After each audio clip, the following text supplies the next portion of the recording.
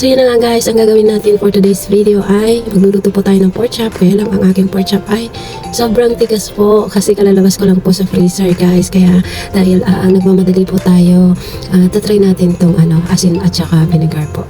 Nakita ko lang po sa isang post, so itry ko kung ilang minuto ba yung pinakamabilis para lumambot siya. Yan, so start na po tayo. Maglagay lang po tayo ng 5 na spoon ng asin. Gamit po itong scoop na to. At syempre, gagamitan din natin siya ng vinegar. Ang vinegar din po niya ay mga 5 spoon din po ang ilalagay natin. Yan, so gamit po yung normal na spoon na ginagamit po natin sa bahay. So yan po guys, meron na po siyang vinegar. At yan, magtutunawin lang natin ng konti. Tapos mag-a-add po tayo ng tubig.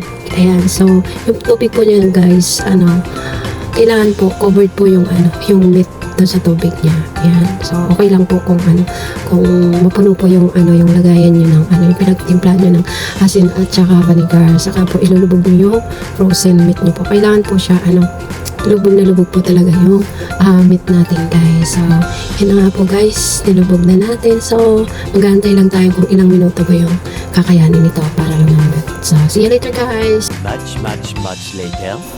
So ito na po yung resulta ng ating karne guys. Ayan, sobrang lambot na nga po siya guys. Totoo pala yung asin at vinegar. Ayan. So yun na nga guys. Inabot ko lang siya ng 40 minutes at ayan, sobrang lambot na nga po. So kayo din, kung gusto nyo ng madalian para lumambot agad, try nyo ang asin at vinegar guys. Ayan. Thank you for watching and God bless us all.